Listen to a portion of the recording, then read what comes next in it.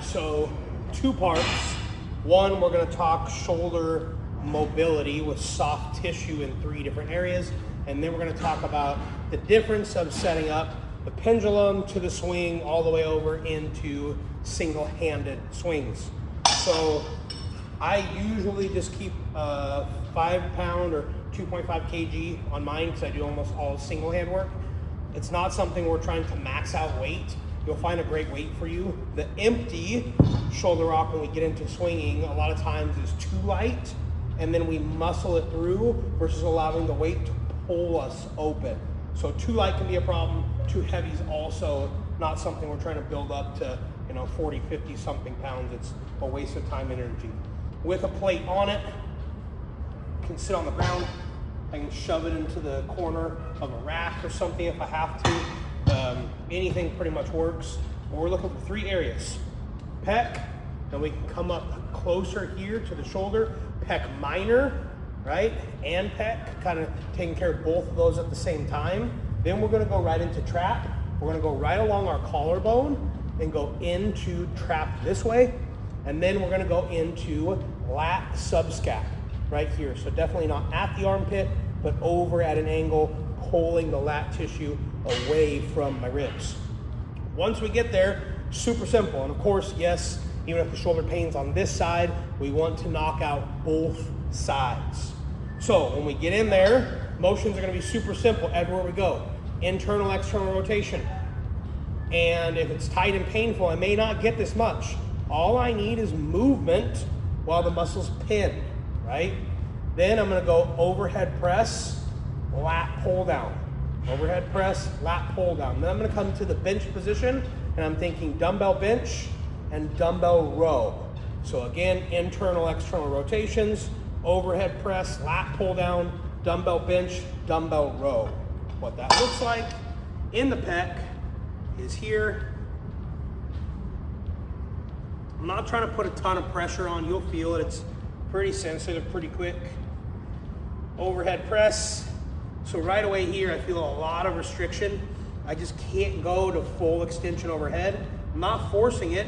I'm just taking it through that range of motion, right? Push, pull. Spend about 30 seconds on there. Get into that trap. Same thing, same reps. Push, pull. I'm not trying to jam my body weight on this. I'm literally just trying to relax and let it sink in. There's not a lot of pressure needed with this setup, which is nice. It makes it a little easier to relax in there. Then probably most tender lat subscap and into some of the Terry's group. It's real tight. That does not like much motion at all. You can see I'm having a hard time even getting into the overhead press position. So tight.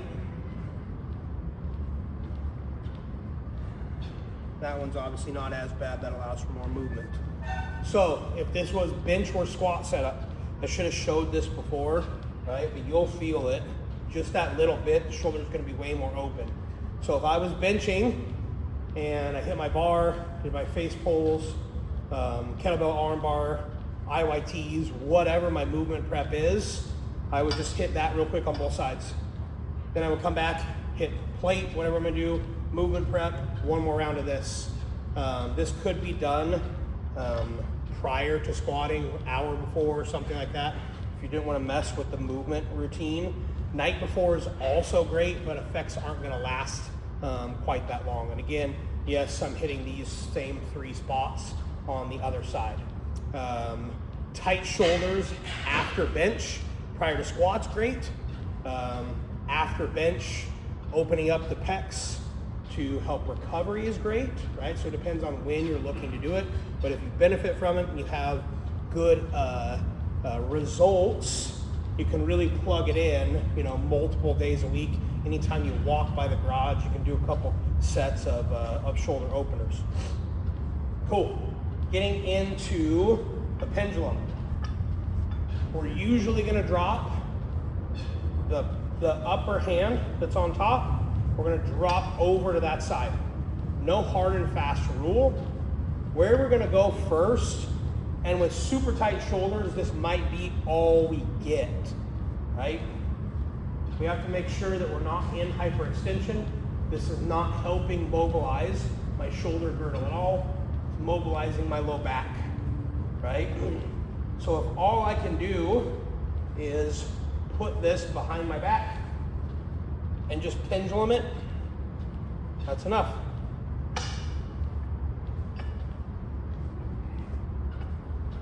I'm braced here, so I'm not hyperextending. I can start and stop by coming over the top. Step 2, drop to the pendulum. I just get used to swinging it over my side. And as you can see, I bump myself when I turn the corner, so I'm turning. I might brush right by my glutes or my low back. I want this to swing right by my legs, not a helicopter motion like this behind my head, right? It is the pulling down under a stacked rib cage that pulls the shoulder open. That's why you might have to just start with just the pendulum. So again, pendulum, get used to it. Step number 2, drop to pendulum behind you. Then we're gonna learn to come back over, so same thing, we'll just count it off. Drop, 1, 2,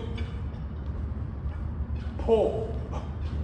And it is almost like a good old dumbbell pullover, right? It's literally what I'm doing to bring it back around.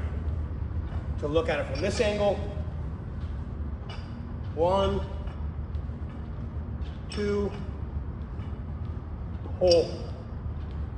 Then I can get used to different cadence, pull, until I'm at a point where we can just pull every single time. You'll know timing's on when it sits almost perfect. Timing's off when it's very hard to control in front of you. Obviously, I would switch that to both sides, drop, both sides. Once I'm pretty comfortable with that, I can start working in my single arm.